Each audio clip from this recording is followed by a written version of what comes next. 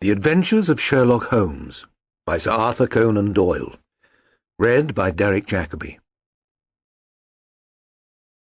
A Case of Identity.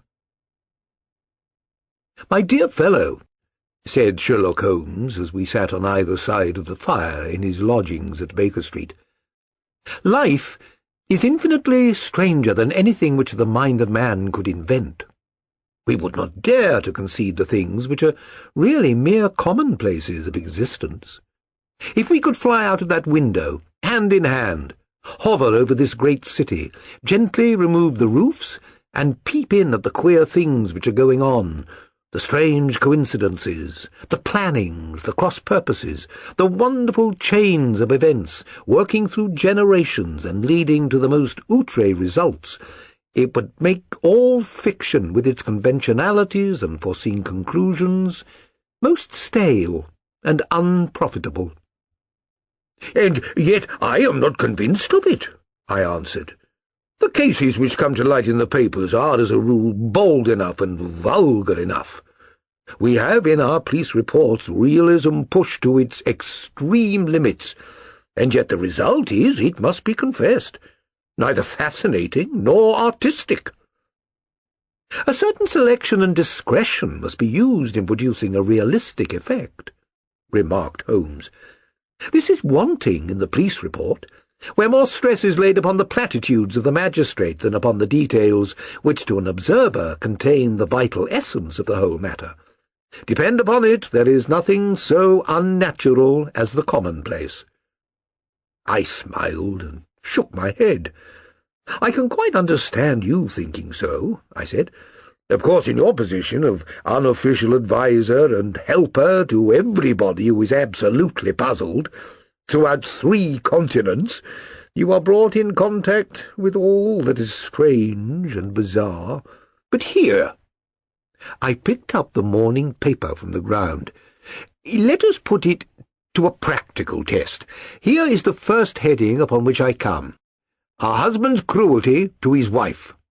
There is half a column of print, but I know without reading it that it is all perfectly familiar to me. There is, of course, the other woman, the drink, the push, the blow, the bruise, the sympathetic sister or landlady. The crudest of writers could invent nothing more crude." "Indeed, your example is an unfortunate one for your argument," said Holmes, taking the paper and glancing his eye down it. "This is the Dundas separation case, and, as it happens, I was engaged in clearing up some small points in connection with it. The husband was a teetotaler. There was no other woman, and the conduct complained of was that he had drifted into the habit of winding up every meal by taking out his false teeth and hurling them at his wife, which you will allow is not an action likely to occur to the imagination of the average storyteller. Take a pinch of snuff, Doctor, and acknowledge that I have scored over you in your example." He held out his snuff-box of old gold, with a great amethyst in the centre of the lid. Its splendour was in such contrast to his homely ways and simple life that I could not help commenting upon it. "Ah," said he, "I forgot that I had not seen you for some weeks. It is a little souvenir from the King of Bohemia, in return for my assistance in the case of the Irene Adler papers." "And the ring?" I asked, glancing at a remarkable brilliant which sparkled upon his finger. "It was from the reigning family of Holland, though the matter in which I served them was of such delicacy that I cannot confide it even to you, who have been good enough to chronicle 1 or 2 of my little problems." "And have you any on hand just now?" I asked with interest. "Oh, some 10 or 12, but none which presents any feature of interest. They are important, you understand, without being interesting. Indeed, I have found that it is usually in unimportant matters that there is a field for observation, and for the quick analysis of cause and effect which gives the charm to an investigation. The larger crimes are apt to be the simpler, for the bigger the crime, the more obvious, as a rule, is the motive. In these cases, save for one rather intricate matter which has been referred to me from Marseille, there is nothing which presents any features of interest. It is possible, however, that I may have something better before very many minutes are over, for this is one of my clients, or I am much mistaken." He had risen from his chair and was standing between the parted blinds, gazing down into the dull, neutral-tinted London street.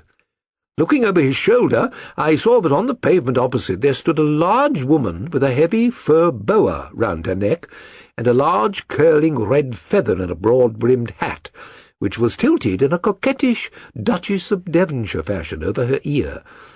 From under this great panoply she peeped up in a nervous, hesitating fashion at our windows, while her body oscillated backwards and forwards, and her fingers fidgeted with her glove buttons. Suddenly, with a plunge as of the swimmer who leaves the bank, she hurried across the road, and we heard the sharp clang of the bell. "I have seen those symptoms before," said Holmes, throwing his cigarette into the fire. "Oscillation upon the pavement always means an affaire du cœur." She would like advice, but is not sure that the matter is not too delicate for communication. And yet even here we may discriminate. When a woman has been seriously wronged by a man, she no longer oscillates, and the usual symptom is a broken bell wire. Here we may take it that there is a love matter, but that the maiden is not so much angry as perplexed or grieved. But here she comes in person to resolve our doubts." As he spoke, there was a tap at the door, and the boy in buttons entered to announce Miss Mary Sutherland, while the lady herself loomed behind his small black figure like a full-sailed merchantman behind a tiny pilot-boat. Sherlock Holmes welcomed her with the easy courtesy for which he was remarkable, and having closed the door and bowed her into an armchair, he looked over her in the minute and yet abstracted fashion which was peculiar to him. "Do you not find," he said, "that with your short sight it is a little trying to do so much typewriting?" "I did at first," she answered, "but now I know where the letters are without looking." Then, suddenly realizing the full purport of his words, she gave a violent start and looked up with fear and astonishment upon her broad, good-humoured face. "You've heard about me, Mr. Holmes?" she cried. "Else how could you know all that?" "Never mind," said Holmes, laughing. "It is my business to know things. Perhaps I have trained myself to see what others overlook. If not, why should you come to consult me?" "I came to you, sir, because I heard of you from Mrs. Etheridge, whose husband you found so easy when the police and everyone had given him up for dead. Oh, Mr. Holmes, I wish you would do as much for me. I'm not rich, but still I have 100 a year in my own right, besides the little that I make by the machine, and I would give it all to know what has become of Mr. Hosmer Angel." "Why did you come away to consult me in such a hurry?" asked Sherlock Holmes, with his fingertips together and his eyes to the ceiling. Again a startled look came over the somewhat vacuous face of Miss Mary Sutherland. "Yes, I did bang out of the house," she said, "but it made me angry to see the easy way in which Mr. Windybank, that is my father, took it all. He would not go to the police, and he would not go to you, and so at last, as he would do nothing and kept on saying that there was no harm done, it made me mad, and I just on with my things and came right away to you." "Your father?" said Holmes. "Your stepfather, surely, since the name is different." Yes, my stepfather. I call him father, though it sounds funny, too, for he is only 5 years and 2 months older than myself." "And your mother is alive?" "Oh, yes. Mother is alive and well. I wasn't best pleased, Mr. Holmes, when she married again so soon after father's death, and a man who was nearly 15 years younger than herself. Father was a plumber in the Tottenham Court Road, and he left a tidy business behind him, which mother carried on with Mr. Harley, the foreman. But when Mr. Windybank came, he made her sell the business, for he was very superior, being a traveller in wines. They got 4,700 for goodwill and interest, which wasn't near as much as father could have got if he had been alive." I had expected to see Sherlock Holmes impatient under this rambling and inconsequential narrative, but, on the contrary, he had listened with the greatest concentration of attention. "Your own little income," he asked, "does it come out of the business?" "Oh, no, sir, no, it is quite separate, and was left me by my Uncle Ned in Auckland. It is in New Zealand stock, paying 4.5%. £2,500 was the amount, but I can only touch the interest." "You interest me extremely," said Holmes, "and since you draw so large a sum as 100 a year, with what you earn into the bargain, you no doubt travel a little, and indulge in every way. I believe that a single lady can get on very nicely upon an income of about £60. "I could do with much less than that, Mr. Holmes, but you understand that as long as I live at home, I don't wish to be a burden to them, and so they have the use of the money just while I am staying with them. Of course, that is only just for the time. Mr. Windibank draws my interest every quarter and pays it over to Mother, and I find that I can do pretty well with what I earn at typewriting. It brings me 2pence a sheet, and I can often do 15 to 20 sheets a day." "You have made your position very clear to me," said Holmes.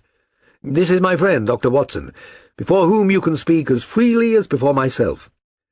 Kindly tell us now all about your connection with Mr. Hosmer Angel." A flush stole over Miss Sutherland's face, and she picked nervously at the fringe of her jacket. "I met him first at the gasfitters' ball," she said.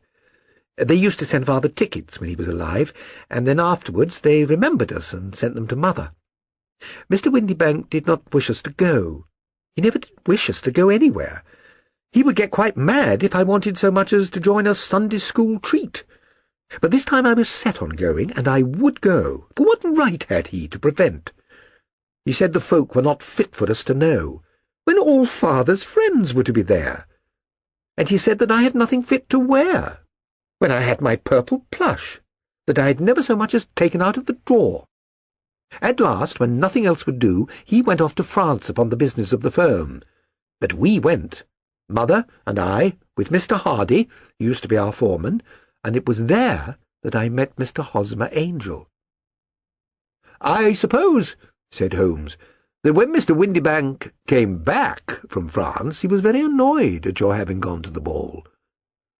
"Oh, well, he was very good about it. He laughed, I remember, and shrugged his shoulders, and said there was no use denying anything to a woman, for she would have her way." "I see. Then at the gasfitters' ball you met, as I understand, a gentleman called Mr. Hosmer Angel." "Yes, sir.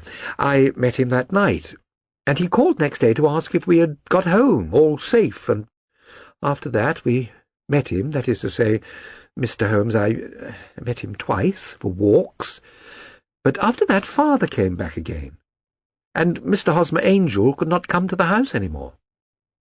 "No?" "Well, Father didn't like anything of the sort. He wouldn't have any visitors if he could help it, and he used to say that a woman should be happy in her own family circle. But then, as I used to say to Mother, a woman wants her own circle to begin with, and I had not got mine yet." "But how about Mr. Hosmer Angel? Did he make no attempt to see you?" "Well, Father was going off to France again in a week, and Hosmer wrote and said that it would be safer and better not to see each other until he had gone. We would write in the meantime, and he used to write every day. I took the letters in the morning, so there was no need for Father to know." "Were you engaged to the gentleman at this time?" "Oh, yes, Mr. Holmes. We were engaged after the first walk that we took. Hosmer, Mr. Angel, was a cashier in an office in Leadenhall Street, and—" "What office?" "That's the worst of it, Mr. Holmes. I don't know." "Where did he live, then?" "He slept on the premises." "And you don't know his address?" "No, except that it was Leadenhall Street." "Where did you address your letters, then?" "To the Leadenhall Street post office, to be left till called for. He said that if they were sent to the office, he would be chaffed by all the other clerks about having letters from a lady. So I offered to typewrite them like he did his, but he wouldn't have that, for he said that when I wrote them, they seemed to come from me, but when they were typewritten, he always felt that the machine had come between us. That would just show you how fond he was of me, Mr. Holmes, and the little things that he would think of. It was most suggestive, said Holmes. It has long been an axiom of mine that the little things are infinitely the most important. Can you remember any other little things about Mr. Hosmer Angel?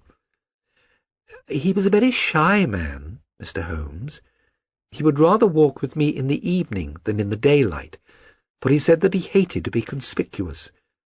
Very retiring and gentlemanly he was. Even his voice was gentle. He'd had the quinsy and swollen glands when he was young, he told me, and it had left him with a weak throat and a hesitating, whispering fashion of speech. He was always well dressed, very neat and plain, but his eyes were weak, just as mine are, and he wore tinted glasses against the glare. Well, and what happened when Mr. Windybank, your stepfather, returned to France? Well, Mr. Hosmer Angel came to the house again, and proposed that we should marry before father came back. He was in dreadful earnest, and made me swear, with my hands on the testament, that whatever happened, I would always be true to him. Mother said he was quite right to make me swear, and that it was a sign of his passion. Mother was all in his favour from the first, and was even fonder of him than I was. Then, when they talked of marrying within the week, I began to ask about father, but they both said never to mind about father, but just to tell him afterwards, and Mother said she would make it all right with him. I didn't quite like that, Mr. Holmes. It seemed funny that I should ask his leave, as he was only a few years older than me, but I didn't want to do anything on the sly. So I wrote to father at Bordeaux, where the company has its French offices, but the letter came back to me on the very morning of the wedding. It missed him, then? Yes, sir, for he had started to England just before it arrived. Ah, that was unfortunate. Your wedding was arranged, then, for the Friday. Was it to be in church? Yes, sir, but very quietly. It was to be at St. Saviour's, near King's Cross, and we were to have breakfast afterwards at the St. Pancras Hotel. Hosmer came for us in a hansom, but as there were two of us, he put us both into it and stepped himself into a four-wheeler, which happened to be the only other cab in the street. We got to the church first, and when the four-wheeler drove up, we waited for him to step out. But he never did. And when the cabman got down from the box and looked, there was no one there. The cabman said he could not imagine what had become of him, for he had seen him get in with his own eyes. That was last Friday, Mr. Holmes, and I have never seen or heard anything since then to throw any light upon what became of him. It seems to me that you have been very shamefully treated, said Holmes. Oh, no, sir, he was too good and kind to leave me so. Why, all the morning he was saying to me that whatever happened, I was to be true, and that even if something quite unforeseen occurred to separate us, I was always to remember that I was pledged to him, and that he would claim his pledge sooner or later. It seems strange talk for a wedding morning, but what has happened since gives a meaning to it. Most certainly it does. Your own opinion is, then, that some unforeseen catastrophe has occurred to him? Yes, sir. I believe that he foresaw some danger, or else he would not have talked so. And then I think that what he foresaw happened. But you have no notion as to what it could have been? None. One more question. How did your mother take the matter? Oh, she was angry, and said that I was never to speak of the matter again. And your father? Did you tell him? Oh, yes. And he seemed to think with me that something had happened, and that I should hear of Hosmer again. As he said, what interest could anyone have in bringing me to the doors of the church and then leaving me? Now, if he had borrowed my money, or if he had married me and got my money settled on him, there might be some reason. But Hosmer was very independent about money and never would look at a shilling of mine. And yet, what could have happened? And why could he not write? Oh, it drives me half mad to think of it, and I can't sleep a wink at night. She pulled a little handkerchief out of her muff and began to sob heavily into it. "I shall glance into the case for you," said Holmes, rising, "and I have no doubt that we shall reach some definite result. Let the weight of the matter rest upon me now, and do not let your mind dwell upon it further. Above all, try to let Mr. Hosmer Angel vanish from your memory, as he has done from your life." "Then you don't think I'll see him again?" "I fear not." "Then what has happened to him?" "You will leave that question in my hands. I should like an accurate description of him and any letters of his which you can spare." "I advertised for him in last Saturday's Chronicle," said she. "Here is the slip, and here are 4 letters from him." "Thank you. And your address?" 31 Lion Place, Camberwell." "Mr. Angel's address you never had, I understand. Where is your father's place of business?" "He travels for Westhouse and Marbank, the great claret importers of Fenchurch Street." "Thank you. You have made your statements very clearly.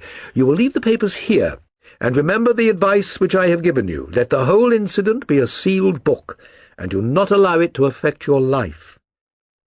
"You are very kind, Mr. Holmes, but I cannot do that. I shall be true to Hosmer. He shall find me ready when he comes back." For all the preposterous hat and the vacuous face, there was something noble in the simple faith of our visitor, which compelled our respect. She laid her little bundle of papers upon the table and went her way, with a promise to come again whenever she might be summoned. Sherlock Holmes sat silent for a few minutes, with his fingertips still pressed together, his legs stretched out in front of him, and his gaze directed upwards to the ceiling.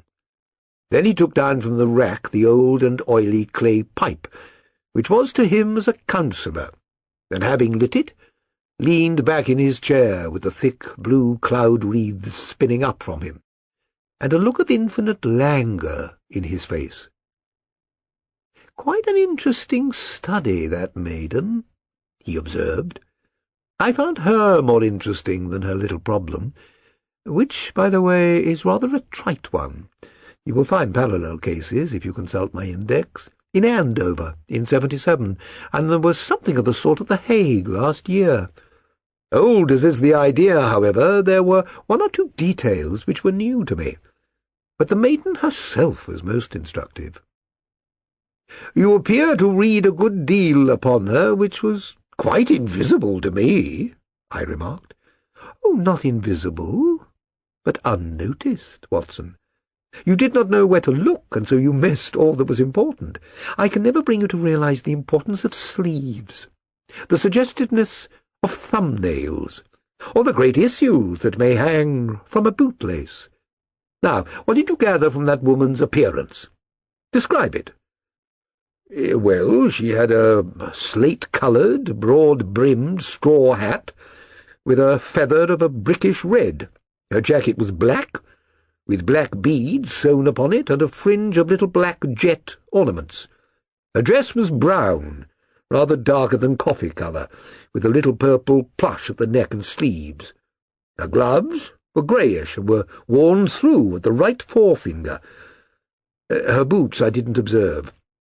She had small, round, hanging gold earrings and a general air of being fairly well-to-do, in a vulgar, comfortable, easy-going way." Sherlock Holmes clapped his hands softly together and chuckled.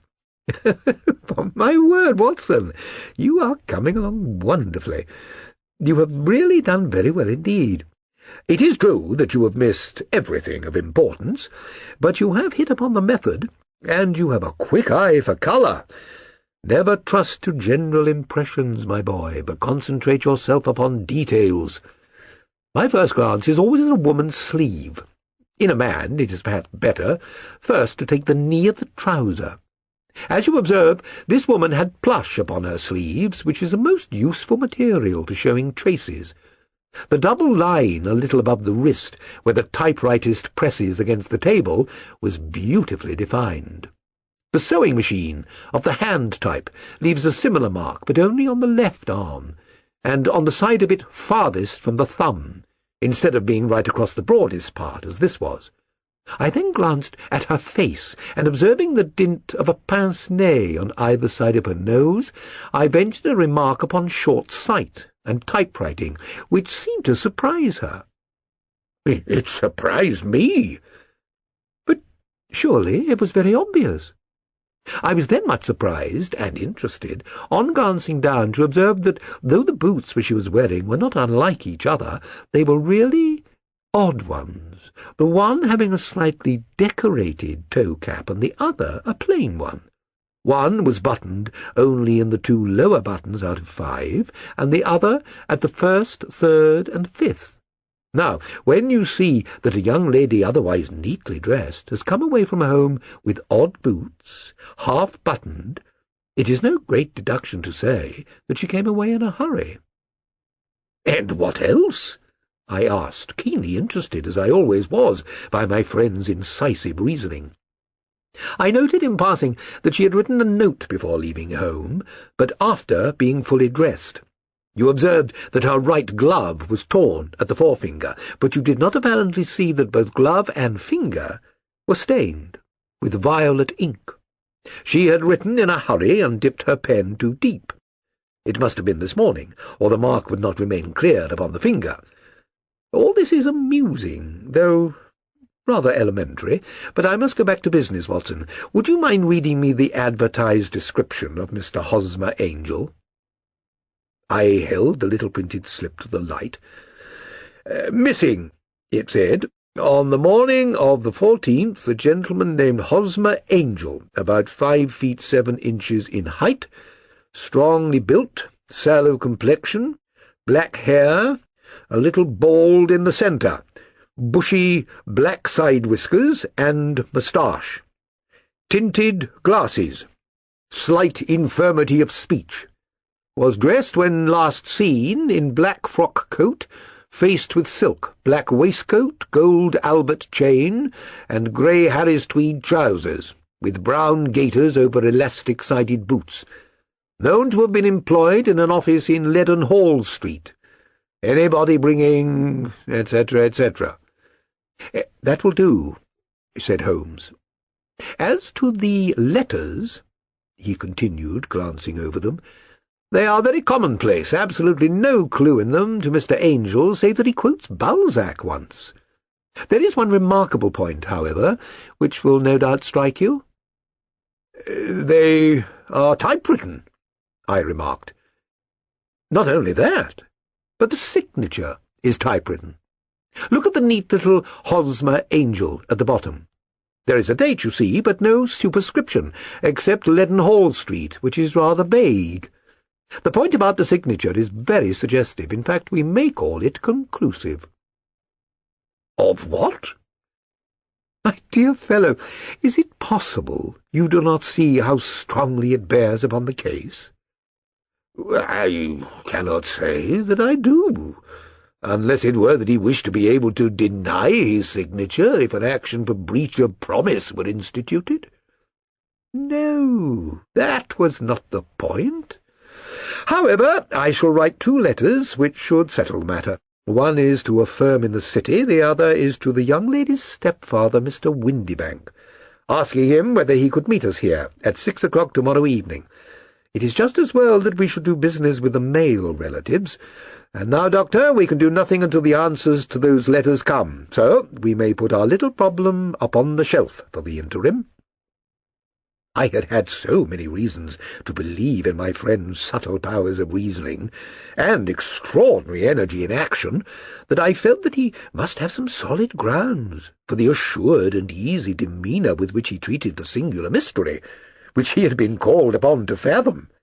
Only once had I known him to fail, in the case of the King of Bohemia and of the Irene Adler photograph. But when I look back to the weird business of the sign of 4, and the extraordinary circumstances connected with the study in scarlet, I felt that it would be a strange tangle indeed which he could not unravel. I left him then, still puffing at his black clay pipe, with the conviction that when I came again on the next evening, I would find that he held in his hands all the clues which would lead up to the identity of the disappearing bridegroom of Miss Mary Sutherland. A professional case of great gravity was engaging my own attention at the time, and the whole of next day I was busy at the bedside of the sufferer. It was not until close upon 6 o'clock that I found myself free, and was able to spring into a hansom and drive to Baker Street, half afraid that I might be too late to assist at the denouement of the little mystery. I found Sherlock Holmes alone, however, half asleep, with his long, thin form curled up in the recesses of his armchair. A formidable array of bottles and test tubes, with the pungent, cleanly smell of hydrochloric acid, told me that he had spent his day in the chemical work which was so dear to him. "Well, have you solved it?" I asked as I entered. Yes, it was bisulfate of baryta." No, the mystery," I cried. "Oh, that! I thought of the salt that I've been working upon. There was never any mystery in the matter, though, as I said yesterday, some of the details are of interest. The only drawback is that there is no law, I fear, that can touch the scoundrel." "Who was he, then? And what was his object in deserting Miss Sutherland?" The question was hardly out of my mouth, and Holmes had not yet opened his lips to reply, when we heard a heavy footfall in the passage, and a tap at the door. "This is the girl's stepfather, Mr. James Windibank," said Holmes. "He has written to me to say that he would be here at 6. "Come in." The man who entered was a sturdy, middle-sized fellow, some 30 years of age, clean-shaven and sallow-skinned, with a bland, insinuating manner and a pair of wonderfully sharp and penetrating grey eyes. He shot a questioning glance at each of us, placed his shiny top hat upon the sideboard, and, with a slight bow, sidled down into the nearest chair. "Good evening, Mr. James Windibank," said Holmes. "I think that this typewritten letter is from you, in which you made an appointment with me for 6 o'clock. "Yes, sir. I am afraid that I am a little late, but I am not quite my own master, you know. I am sorry that Miss Sutherland has troubled you about this little matter, for I think it is far better not to wash linen of this sort in public. It was quite against my wishes that she came, but she is a very excitable, impulsive girl, as you may have noticed, and she is not easily controlled when she has made up her mind on a point. Of course, I do not mind you so much, as you are not connected with the official police, but it is not pleasant to have a family misfortune like this noised abroad. Besides, it is a useless expense. How could you possibly find this Hosmer angel?" "On the contrary," said Holmes quietly, "I have every reason to believe that I will succeed in discovering Mr. Hosmer Angel." Mr. Windibank gave a violent start and dropped his gloves. "I am delighted to hear it," he said. "It is a curious thing," remarked Holmes, "that a typewriter has really quite as much individuality as a man's handwriting. Unless they are quite new, no two of them write exactly alike. Some letters get more worn than others, and some wear only on one side. Now, you may remark in this note of yours, Mr. Windibank, that in every case there is some little slurring over of the letter E, and a slight defect in the tail of the letter R. There are 14 other characteristics, but those are the more obvious. We do all our correspondence with this machine at the office, and no doubt it is a little worn," our visitor answered, glancing keenly at Holmes with his bright little eyes.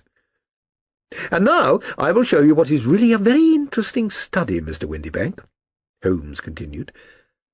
I think of writing another little monograph some of these days on the typewriter and its relation to crime. It is a subject to which I have devoted some little attention. I have here 4 letters which purport to come from the missing man. They are all typewritten. In each case, not only are the letter E's slurred and the letter R's tailless, but you will observe, if you care to use my magnifying lens, that the 14 other characteristics to which I have alluded are there as well. Mr. Windibank sprang out of his chair and picked up his hat. "I cannot waste time over this sort of fantastic talk, Mr. Holmes," he said. "If you can catch the man, catch him, and let me know when you have done it." "Certainly," said Holmes, stepping over and turning the key in the door. "I let you know, then, that I have caught him." "What? Where?" shouted Mr. Windibank, turning white to his lips and glancing about him like a rat in a trap. "Oh, it won't do. Really, it won't," said Holmes suavely. "There is no possible getting out of it, Mr. Windibank. It is quite too transparent, and it was a very bad compliment when you said it was impossible for me to solve so simple a question. That's right, sit down and let us talk it over." Our visitor collapsed into a chair with a ghastly face and a glitter of moisture on his brow. It's not actionable," he stammered. "I am very much afraid that it is not. But between ourselves, Windibank, it was as cruel and selfish and heartless a trick in a petty way as ever came before me. Now, let me just run over the course of events, and you will contradict me if I go wrong." The man sat huddled up in his chair, with his head sunk upon his breast like one who is utterly crushed. Holmes stuck his feet up on the corner of the mantelpiece, and leaning back with his hands in his pockets, began talking, rather to himself, as it seemed, than to us. "The man married a woman very much older than himself for her money," said he, "and he enjoyed the use of the money of the daughter as long as she lived with them. It was a considerable sum for people in their position, and the loss of it would have made a serious difference. It was worth an effort to preserve it. The daughter was of a good, amiable disposition, but affectionate and warm-hearted in her ways, so that it was evident that with her fair personal advantages and her little income, she would not be allowed to remain single long. Now, her marriage would mean, of course, the loss of 100 a year, so what does her stepfather do to prevent it? He takes the obvious course of keeping her at home, and forbidding her to seek the company of people of her own age, but soon he found that that would not answer for ever. She became restive, insisted upon her rights, and finally announced her positive intention of going to a certain ball. What does her clever stepfather do then? He conceives an idea more creditable to his head than to his heart. With the connivance and assistance of his wife, he disguised himself, covered those keen eyes with tinted glasses, masked the face with a moustache and a pair of bushy whiskers, sunk that clear voice into an insinuating whisper, and, doubly secure on account of the girl's short sight, he appears as Mr. Hosmer Angel, and keeps off other lovers by making love himself. "It was only a joke at first," groaned our visitor. "We never thought that she would have been so carried away." "Very likely not. However that may be, the young lady was very decidedly carried away, and having quite made up her mind that her stepfather was in France, the suspicion of treachery never for an instant entered her mind. She was flattered by the gentleman's attentions, and the effect was increased by the loudly expressed admiration of her mother. Then Mr. Angel began to call, but it was obvious that the matter should be pushed as far as it would go, if a real effect were to be produced. There were meetings, and an engagement, which would finally secure the girl's affections from turning towards anyone else. But the deception could not be kept up forever. These pretended journeys to France were rather cumbrous, The thing to do was clearly to bring the business to an end in such a dramatic manner that it would leave a permanent impression upon the young lady's mind, and prevent her from looking upon any other suitor for some time to come. Hence those vows of fidelity exacted upon a testament, and hence also the allusions to a possibility of something happening on the very morning of the wedding. James Windibank wished Miss Sutherland to be so bound to Hosmer Angel, and so uncertain as to his fate, that for 10 years to come at any rate she would not listen to another man. As far as the church door he brought her, and then, as he could go no further, he conveniently vanished away by the old trick of stepping in at one door of a four-wheeler and out at the other. I think that was the chain of events, Mr. Windibank."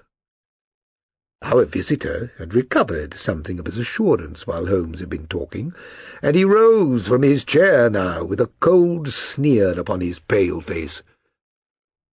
"It may be so, it may not, Mr. Holmes," said he. "But if you are so very sharp, you ought to be sharp enough to know that it is you who are breaking the law now, and not me. I have done nothing actionable from the first, but as long as you keep that door locked, you lay yourself open to an action for assault and illegal constraint." "The law cannot, as you say, touch you," said Holmes, unlocking and throwing open the door. "Yet there never was a man who deserved punishment more. If the young lady has a brother or a friend, he ought to lay a whip across your shoulders. By Jove," he continued, flushing up at the sight of the bitter sneer upon the man's face, "it is not part of my duties to my client, but here's a hunting crop handy, and I think I shall just treat myself to—" He took 2 swift steps to the whip, but before he could grasp it there was a wild clatter of steps upon the stairs, the heavy hall door banged, and from the window we could see Mr. James Windibank running at the top of his speed down the road. "Oh, there's a cold-blooded scoundrel," said Holmes, laughing as he threw himself down into his chair once more. "That fellow will rise from crime to crime until he does something very bad, and ends on a gallows. The case has in some respects been not entirely devoid of interest. I cannot now entirely see all the steps of your reasoning," I remarked. "Well, of course it was obvious from the very first that this Mr. Hosmer Angel must have some strong object for his curious conduct, and it was equally clear that the only man who really profited by the incident, as far as we could see, was the stepfather.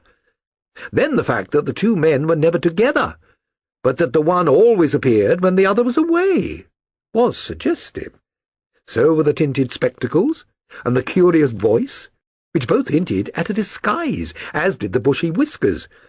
My suspicions were all confirmed by his peculiar action in typewriting his signature, which of course inferred that his handwriting was so familiar to her that she would recognize even the smallest sample of it. You see, all these isolated facts, together with many minor ones, all pointed in the same direction. And how did you verify them? Having once spotted my man, it was easy to get corroboration. I knew the firm for which this man worked. Having taken the printed description, I eliminated everything from it which could be the result of a disguise, the whiskers, the glasses, the voice, and I sent it to the firm, with a request that they would inform me whether it answered the description of any of their travellers. I had already noticed the peculiarities of the typewriter, and I wrote to the man himself at his business address, asking him if he would come here. As I expected, his reply was typewritten, and revealed the same trivial but characteristic defects. The same post brought me a letter from Westhouse and Marbank of Fenchurch Street, to say that the description tallied in every respect with that of their employee, James Windibank. Voilà tout. And Miss Sutherland? If I tell her, she will not believe me. You may remember the old Persian saying, "There is danger for him who taketh the tiger cub, and danger also for whoso snatches a delusion from a woman." There is as much sense in Hafiz as in Horace, and as much knowledge of the world.